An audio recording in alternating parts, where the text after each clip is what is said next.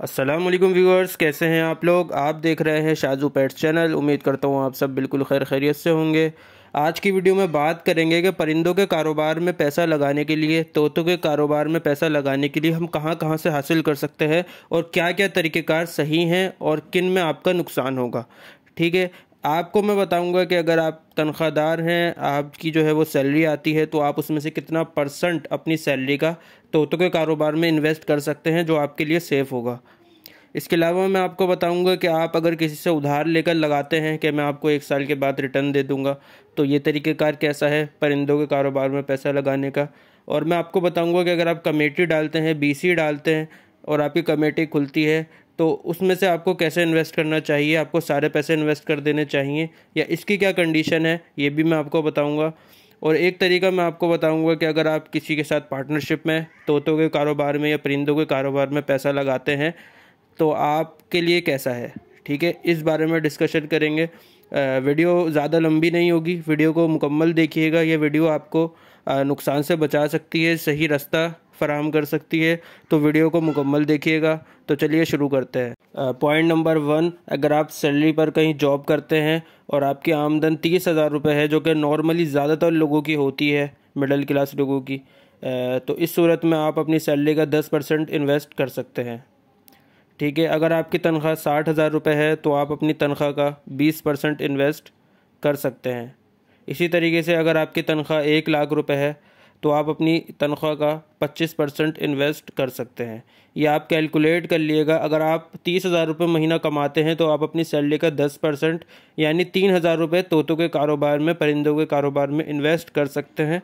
अगर 30,000 रुपये कमाने वाला बंदा 3,000 रुपये से ज़्यादा तोतों के कारोबार में इन्वेस्ट कर देगा तो उसके घर के खर्चात डिस्टर्ब होंगे और उसको काफ़ी परेशानी का सामना करना पड़ सकता है और वो डिप्रेशन में चला जाएगा। वो सोचेगा कि यार मैंने क्यों इन्वेस्ट किए। तो ये तरीक़ेकार बिल्कुल सेफ़ है। जिस तरह आपकी तनख्वाह बढ़ती रहे, आप 5% 10% बढ़ा सकते हैं, जो मैंने आपको तरीक़ेकार बताया। अगर आप कोई कारोबार करते हैं और उससे आप 30,000 रुपये महीना कमाते हैं, जब भी आपने इतना ही इन्वेस्ट करना है। और अगर आप 1 लाख रुपये कमाते हैं तो आप 25% इन्वेस्ट कर सकते हैं, मतलब आप 25,000 तक भी इन्वेस्ट कर सकते हैं, क्योंकि आपका रिस्क कम है, क्योंकि आपकी आमदनी ज़्यादा है। समझ रहे हैं आप मेरी बात को।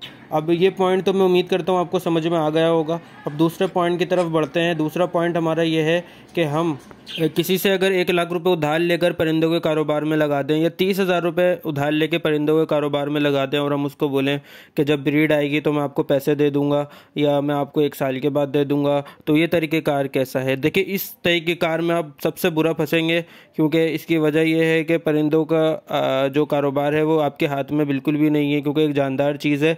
ये मर भी सकती है और ब्रीड लेने में भी टाइम लगा सकती है। कुछ लव बर्ड्स तो पूरा 1 साल लगा देते हैं सेट होने में, बजीज़ भी काफ़ी बार टाइम ले लेते हैं।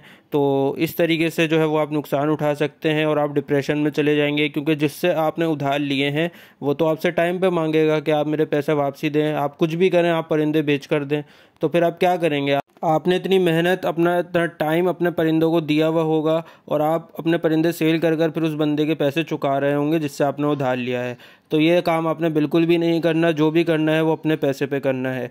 तीसरी बात, अब हम तीसरे पॉइंट की तरफ बढ़ते हैं कि अगर आप कोई कमेटी डालते हैं, बीसी डालते हैं, मिसाल के तौर पे आप 5,000 रुपये महीने की कमेटी डालते हैं और आपके पहले या दूसरे नंबर में आपके 50,000 रुपये निकल जाते हैं, मतलब आप 10 महीने की बीसी डाल रहे हैं 5,000 रुपये की, जिसमें से आपके 50,000 निकलने हैं। और अगर वो आपके स्टार्ट में निकल जाएँ, पहली या दूसरी बीसी में, तो आपने 25% से ज़्यादा इन्वेस्ट नहीं करने। 25 से 30% आप मैक्सिमम इन्वेस्ट कर सकते हैं, बाकी पैसे आपने सेव करके रखने हैं। देखिए, मैं आपको लॉजिक समझाता हूँ। अगर आपकी बीसी जो है वो एंड में खुल रही है, ठीक है, मिसाल के तौर पे आपका 9वां या 10वां नंबर है, बिल्कुल आखिरी का, फिर आप पूरे पैसे भी इन्वेस्ट कर सकते हैं। उसके रीज़न मैं आपको बताता हूँ। देखें, आपकी अगर बीसी शुरू में खुल रही है तो आपने अगले 8 महीने 10 महीने वो बीसी भरनी है।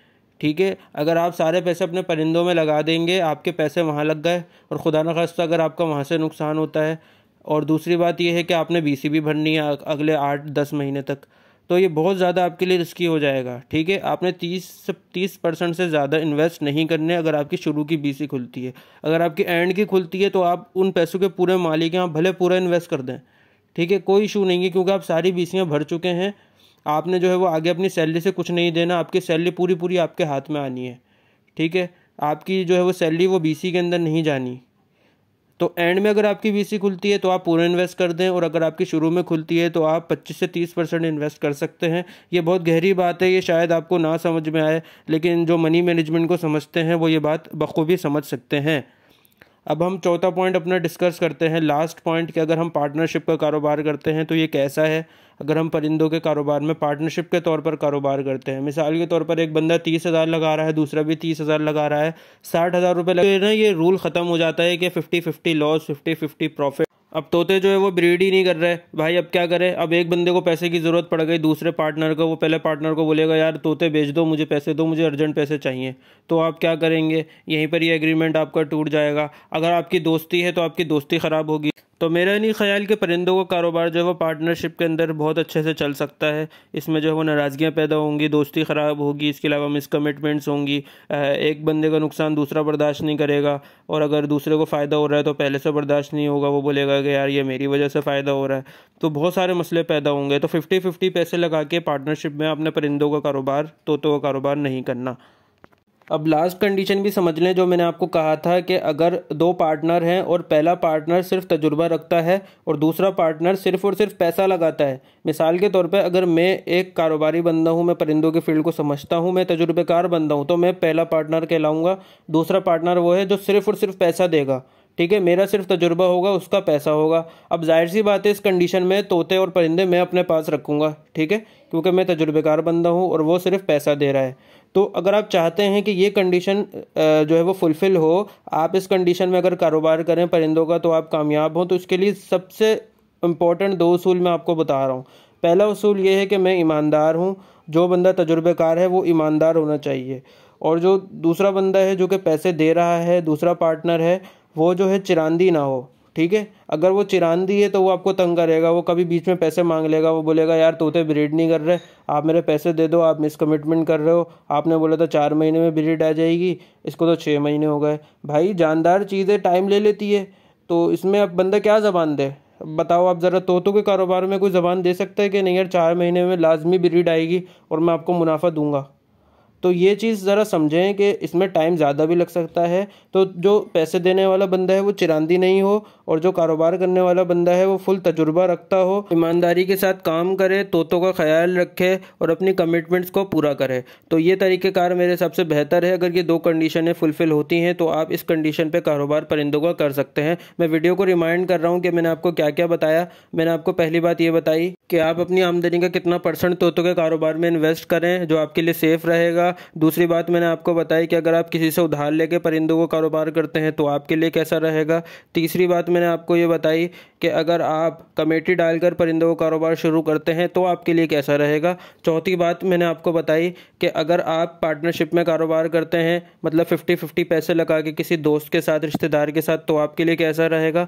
और लास्ट कंडीशन मैंने आपको ये बताई, मतलब चौथे पॉइंट की लास्ट कंडीशन मैंने आपको बताई कि अगर एक बंदा तजुर्बा रखता है और दूसरे बंदे के पैसे हैं, तो अगर इस तरीके से आप कारोबार करते हैं तो आपके लिए कैसा रहेगा। तो दोस्तों, आपको वीडियो पसंद आई हो तो वीडियो को लाइक करिएगा, चैनल को लाजमी सब्सक्राइब करिएगा अगर आप नए हैं। इसी तरीके की इन्फॉर्मेटिव वीडियोस चैनल पे आती रहेंगी। अब मुलाकात होती है आपसे नेक्स्ट वीडियो में। अपना बहुत ज़्यादा ख्याल रखिएगा।